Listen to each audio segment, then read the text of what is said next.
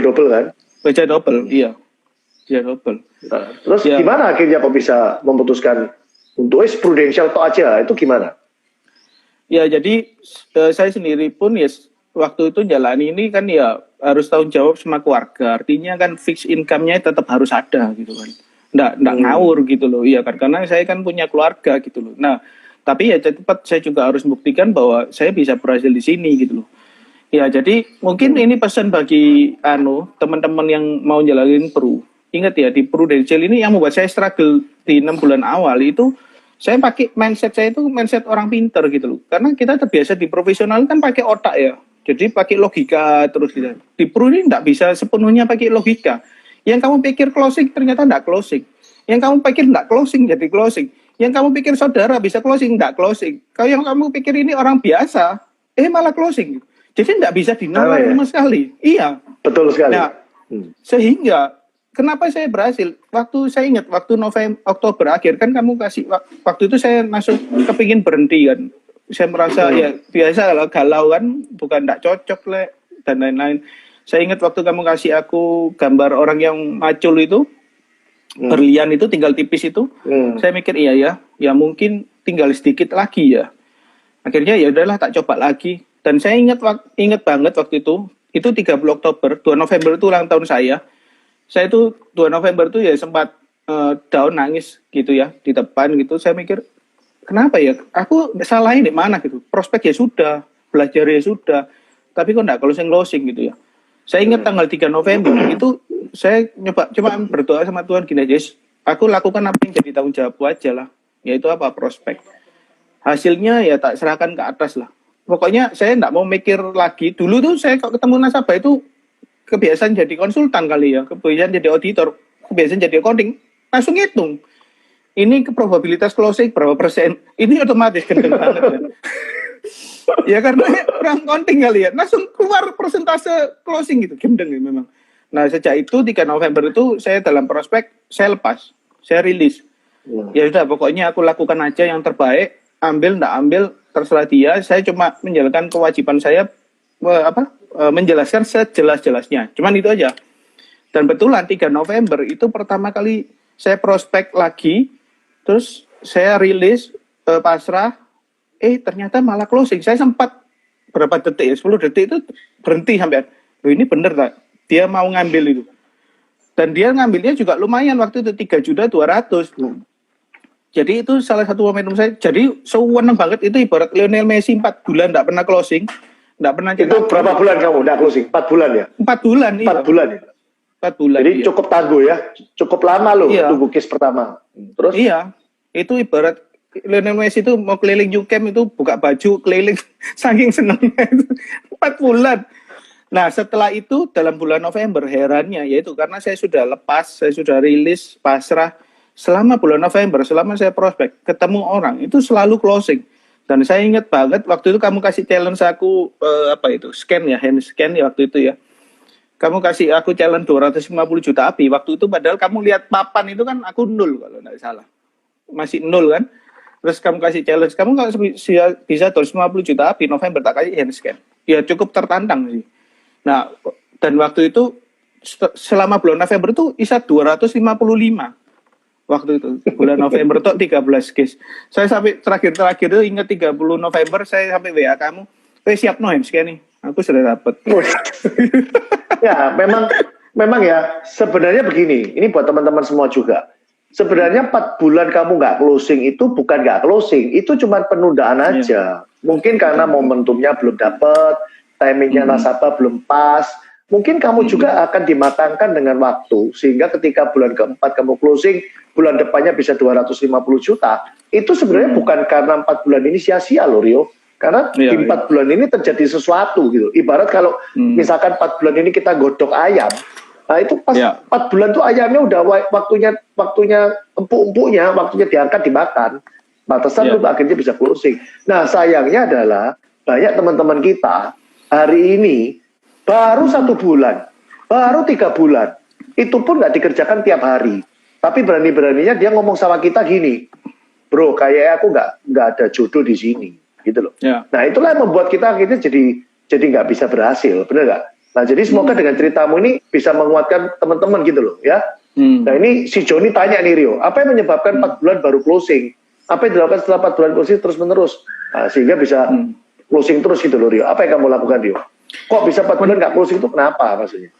Menurut aku ya itu tadi ya. Jadi sebelumnya itu saya pakai mindset orang pinter gitu ya. Jadi ini beneran loh. Saya serius kalau ketemu orang itu secara otomatis, misalnya aku prospek kamu ya Wib ya. Itu di padukmu itu langsung kelihatan ada keluar persentase. Iya, kenceng dong. Dan banget tuh. Dan itu sungguhan terjadi loh. Ya karena saya ini orang counting ya. Apapun saya bisa hitung loh. Apapun bisa tak hitung. Termasuk membuka usaha pun, aku bisa ngitung loh, untung dan rugi sebelum usaha itu dilakukan. Kan kita terbiasa untuk hal seperti itu gitu. Jadi mindset yang dulu ini sudah tidak kepake semua gitu loh. Jadi akhirnya ya struggle 4 bulan itu adalah struggle yang untuk apa ya, hidup baru ya. Cara lama yang tidak bisa dipakai gitu loh. Akhirnya waktu saya rilis jauh lebih, entah ya kok bisa keajaiban itu terjadi pada saat kita itu pasrah gitu ya. Kita pasrah, kita lakukan aja apa yang menjadi kewajiban kita. Kewajiban kita itu apa ya? Prospek, ya belajar. Sisanya ya sudah, itu kan kita tidak bisa kendalikan gitu loh. Ya udah. Menurut saya mungkin tidak ada yang sia-sia Rio. Teman-teman, saya masih ingat banget ya, kalau saya membangun tim. Demikian pula waktu itu Rio jadi agent saya. Saya sih punya kewajiban. Setiap pagi pasti nyapa Rio.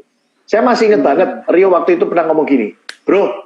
Aku minta gambar-gambar motivasimu bro, kamu tiap hari kok bisa punya gambar bagus-bagus, bener gak? Saya setiap hari pasti motivasi, ngingetin, dan saya bisa tahu tim saya ini beneran action apa enggak dari mana. Ya dia telepon saya apa enggak, chatting-chatting gak sama saya. Kalau sepi-sepi aja ya alamat gak ngapa-ngapain. Nah jadi teman-teman semua yang hari ini mungkin masih struggle sebagai agent, mungkin bisa dari cerita Rio ini ngambil satu benang merah bahwa apa yang kamu lakukan ini bukan gagal, tetapi kamu belum waktunya mateng aja. Ya supaya cepat mateng ya lakukan tiap hari. Nah, sedangkan yang jadi leader, Anda harus bersabar dengan tim Anda. Tim Anda bukan bodoh, bukan gagal, tapi dia butuh dipoles terus, benar nggak? Nah, kita ngomong kayak gini juga berlaku buat kita, Rio, benar nggak? Kita harus lebih sabar lagi gitu loh sama tim kita. Ya tiap hari dimotivasi, diingetin. Nah, sekarang lu sekarang setelah seperti ini nih ya, saya masih ingat si istri lu itu seringkali dulu aku ngomong, ayo Yen, support Rio, sudah resign aja. Tapi kan nggak mau, bener kan? Nah akhirnya kan Tuhan yang merisenkan dia. Iya. Sejujurnya, akhirnya kan Tuhan yang merisenkan dia. Sejujurnya, ini lu kan pasti tahu kan sering ngobrol tuh, bener kan? Sejujurnya setelah resign terus support kamu di Prudential dari dianya. Jauh lebih enak mana sih hidup dia dulu jam 8 sampai 5 di kantor. Sekarang tiap hari jadi nyonya besar di rumah. Nah, kira-kira dia pernah ngomong apa sama kamu soal ini? Ya, jadi karena Yeni ini kan dulu karyawan, November kemarin resign gitu. Terus dia terus cerita ya ternyata dunia apa ya? Pertama dari dunianya ya, dunia accounting itu ya gitu-gitu aja gitu ya. Kalau dunia marketing itu luas banget gitu loh, dan itu keren banget. Maksudnya bagi Yeni itu apa ya? Itu menarik, dunia yang sangat-sangat menarik gitu. Dari sisi bidangnya sangat menarik. Terus dari sisi waktu, ya dia sangat enjoy sekarang punya kebebasan waktu seperti itu gitu loh. Jadi dia bisa siap saat bisa menjadi, apalagi dia kan ya ibaratnya kan secondary saya lah ya istilahnya. Jadi dia bisa lebih santai lah sekarang. Jadi waktu buat anak sekarang apalagi kebetulan kan semua gitu. Waktu buat anak maksudnya waktu untuk bikin anak maksudnya. Bukan bikin anak. Maksudnya gimana? Cukup juga. Zaman sekarang apalagi zaman Covid gini kan Zoom di rumah semua gitu ya. Nah, terutama anak saya yang kecil itu kan masih butuh dikontrol. Kalau yang besar itu sudah mandiri banget sih. Yang besar, yang kecil itu kan ya butuh diingetin, dikontrol. Ya lebih lebih dia bisa punya waktu yang lebih banyak di rumah. Sekarang kan di rumah semua. Rio, aku pernah hubungin bojomu tuh 5 kali. Dari 5 kali itu 3 kali dia pamer kalau dia lagi perawatan di Miracle lah, di mana gua ya saya gitu. Iya, iya. Perawatan tok isi. Ya, bagi saya pun heran ya. Waktu sempat saya itu waktu beli paket itu apa? Yang dari Korea itu apa? Paket kosmetik Korea itu. Yang mahal Nggak itu. tahu Rio. SK2 ya. Iya ya, SK2 ya. Iya, SK2 ya mereknya. Iya, SK2 ya. Itu kaget loh. Saya waktu dia beli satu paket 15 juta itu saya sempat melongo, gila ya. Ternyata mampu ya. Nggak ada kan, nggak kepikir kan dulu waktu jadi karyawan beli SK2 Dulu pakai Erosin. Ya nggak kepikir. Dulu pakai Erosin paling. Iya kan, nggak kepikir loh. Waktu bayar itu saya mikir, iya ya kita ini berubah ya hidupnya ya. Ya terus dia tiap minggu, siap Sabtu itu dia Miracle, iya benar. Siap Sabtu. Ya kamu telepon itu dia ceritakan waktu Sabtu itu kan. Dia waktu lagi perawatan di Miracle itu. Siap Sabtu dia ngambil paket itu. Ya memang tak jujurnya pas saya karyawan dulu sering pakai SK2 Miracle apa gak sih? Tak jujurnya. Ojo gitu Pi. Makan keluar aja mikir kok. Ngitung. Kita ini sebenarnya hidup juga enggak aneh-aneh sih ya. Enggak mau ngerepoti orang. Jadi kita penghasilan itu kan harus pas sampai akhir bulan ya. Jadi kita kalau makan luar ya, itu mikir loh, nutut tindak ya. Nah sekarang nggak usah mikir wis, pasti nutut. Lebih malah. Dulu nggak pernah lihat sebelah kanan ya. Dulu selalu lihat paling kanan kalau buku menu ya. Sekarang lihat yang paling kiri, maunya apa? Gitu kan? Maunya apa? Iya beneran. Ya. Rio, ada yang menarik Rio. Waktu kamu ngomong pas-pasan jadi karyawan. Ini kemarin aku bawa di LPB. Jadi mentalnya karyawan sama mentalnya kayak kita itu bedanya di sini Rio.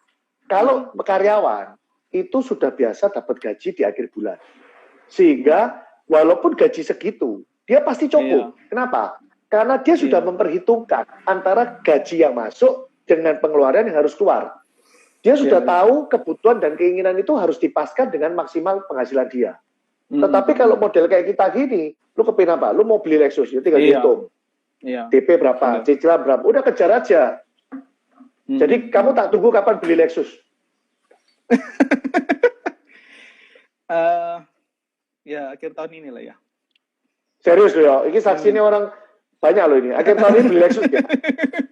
Iya. Loh ini ada temanku gabung ini. Orangnya asli. Nanti tak suruh order ke dia kamu. Loh, karena Lexus saya mungkin minggu ini akan datang loh.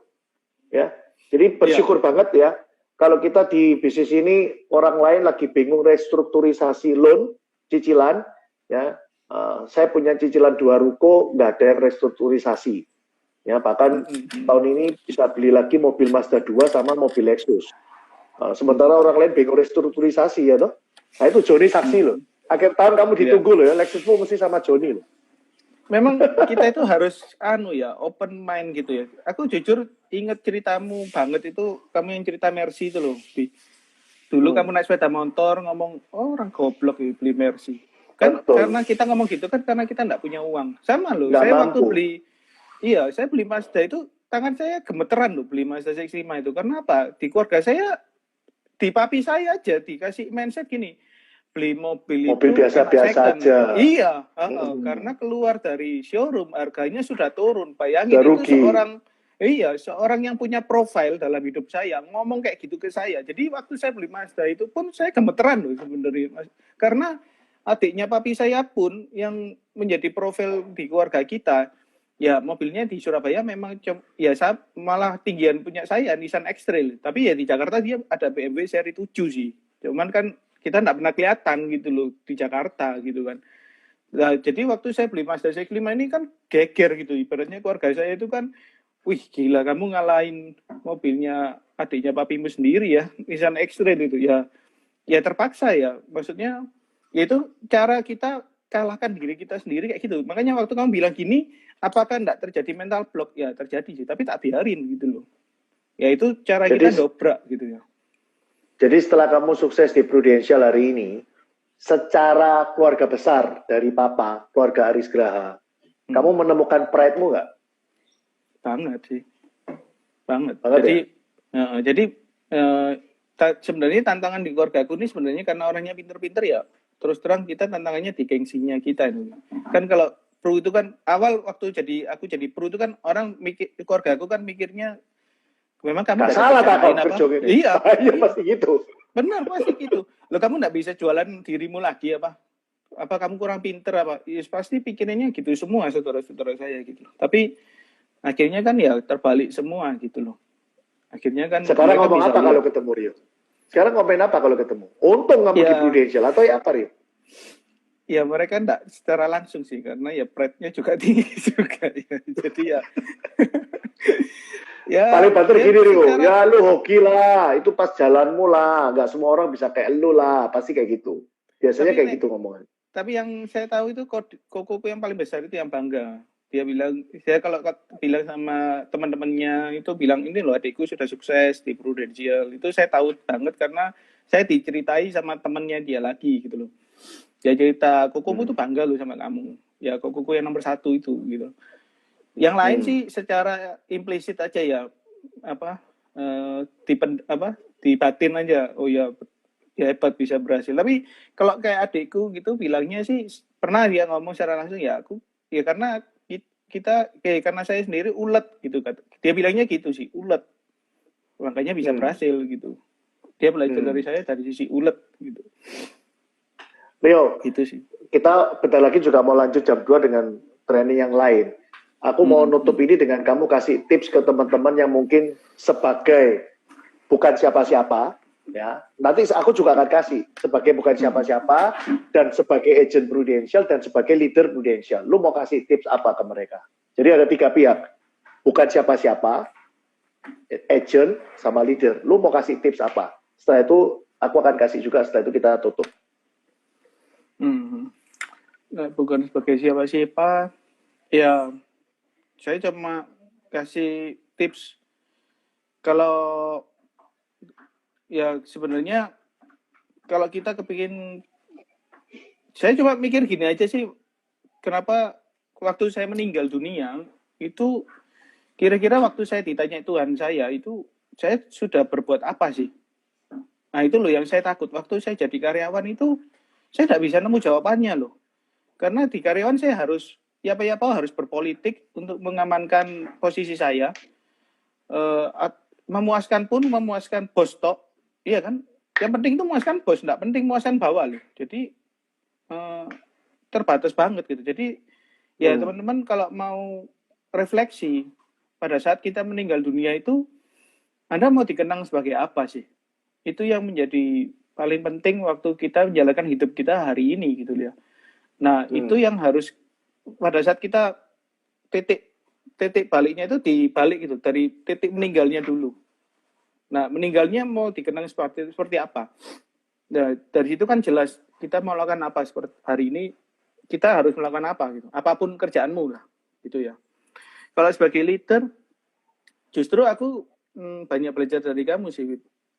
Aku terus ngembangin diri. Aku sadar potensi diriku masih jauh dibanding kamu. Sehingga maksudku kamu pasti punya kualitas yang memang kadang memang susah untuk disebutin, tapi aku bisa tahu ya memang gap kualitasnya itu memang terlihat gitu. Jadi gimana caranya seperti kamu bisa membuat perubahan hidup ada banyak orang, itu kan keren banget. Contohnya seperti yang kamu lakukan ke aku dan keluarga aku ini kan keren banget gitu loh. Kamu bisa merubah hidup kita menjadi lebih baik. Itu yang memang yang menjadi visiku, tetap belajar terus. Kamu kan sering tanya, ya apa perkembangan tim?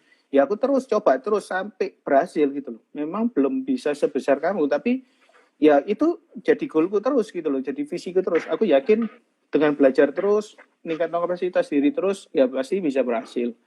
Kalau jadi agent, saya selalu kalau dalam berproduksi sebenarnya visi saya bukan untuk aku dewek sih.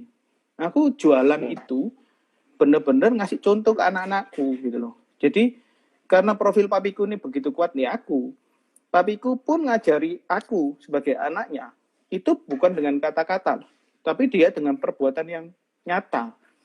Dan itu kuat banget. Dan itu yang juga aku sedang lakukan sekarang ke anak-anakku.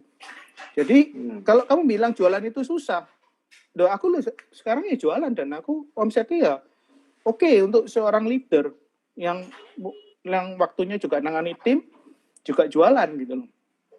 Dan aku juga bisa merasakan kesulitan anak-anakku tuh jualan di era sekarang ini apa sih. Nah, itu sih anunya. Oke. Saya jawab si Ko Joni dulu ya. Ko Joni minta tanya pengalaman syuting kemarin waktu pengambilan acara buat RCTI. Jadi teman-teman, Prudential akan mengadakan award night yang sangat unik. Bagi saya sangat bergengsi dan sangat wow. Karena saya lihat hampir nggak ada lah ya perusahaan asuransi di Indonesia yang tahun ini karena COVID kemudian award night-nya dipindah ke salah satu stasiun televisi terbesar di Indonesia, yaitu RCTI. Ya, itu pasti biayanya mahal banget ya. Nah, teman-teman, tanggal 1 Agustus jam 3:30 itu Prudential akan mengadakan award night di RCTI ya, tanggal 1 jam 3:30. Nah, kemarin kita beberapa nominator termasuk saya, kita ambil take gitu ya. Yang lucu, pengalaman yang lucu adalah beberapa teman lain yang sebelum saya ya, itu di take wah sampai 50 kali, 60 kali nggak selesai-selesai gitu loh. Salah ngomong lah, salah apa. Nah, mungkin karena kita udah terbiasa Zoom meeting, terbiasa rekaman pakai IG Live, pakai YouTube, udah biasa kan ngomong seperti ini. Jadi saya cuma cukup sekali take selesai. Ya, jadi saya cuma nggak sampai 5 menit sudah buyar. Orang lain sampai 1 jam nggak selesai-selesai. Ngomong nadanya salah lah kalimat. Nah, oke. Sebelum saya tutup ya, saya akan ngomong buat tiga pihak ya.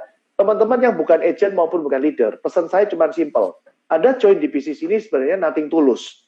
Karena Anda tidak perlu keluar modal sama sekali. Why you nggak kasih kesempatan ke dirimu untuk menikmati apa yang kita nikmati? Nah, tetapi sayangnya karena di bisnis ini joinnya gratis, banyak orang karena gratis meremehkan.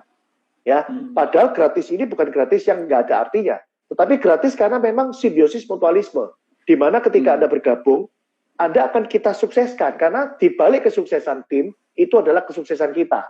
Kita nggak bisa sukses karena one man show, tetapi kita sukses karena ada tim yang sukses, betul kan? Contoh kayak hari ini Rio bisa sukses, ya thank you juga. Berkat kamu saya juga makin sukses Rio. Jadi itulah simbiosis mutualismenya di bisnis ini. Nah, buat teman-teman agent, Anda dengar sendiri pengalaman Rio yang struggle di 4 bulan pertama nggak ada hasil. Tapi Anda bisa lihat hari ini Rio adalah salah satu top agency director yang ada di Trusty Agency, ya. Dan dia sudah menurunkan banyak agent, banyak AAD juga, banyak klaim yang dia bantu juga. So, maksud saya kalau ketika hari itu lu cepat putus asa, gampang down, dan lu tinggalin bisnis ini, mungkin hari ini saya nggak tahu lu seperti apa Rio. Ya. Mungkin nggak bakalan pantat lu ngerasain enaknya kursinya CX-5. Dan lu juga nggak akan berani berkata akhir tahun ini beli Lexus lo ya. Ini beneran direkam ini. Beli Lexus lo ya. Wih, keren banget Lexus. Loh, aku sebenarnya barusan ini mau beli Mazda 3 sebenarnya cash. Cuman nggak jadi karena COVID-nya tak tunda dulu.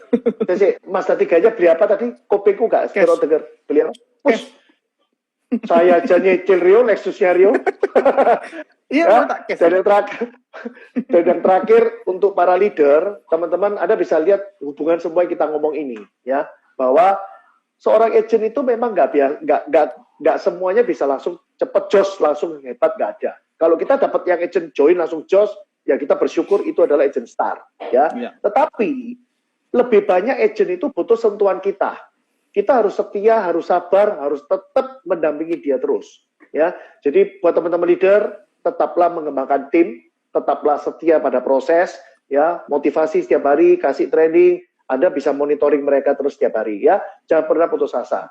KWP ganti apa? Saya ganti RX 300. Ya. Nanti 2022 muncul lagi yang baru katanya, ya beli lagi yang baru nanti. Ya, oke teman-teman, sampai di sini ya. Thank you buat atensinya. Rio, thank you. You awesome. Thank you, ya. Thank you. Salam juga buat Jenny, buat anak-anak juga ya. Papanya kayak gini kok anaknya gak ayu-ayu ganteng-ganteng, saya rada curiga ya sebenarnya. Ya wis, thank you semuanya ya. Bye bye Rio. Ya, bye bye. Yo.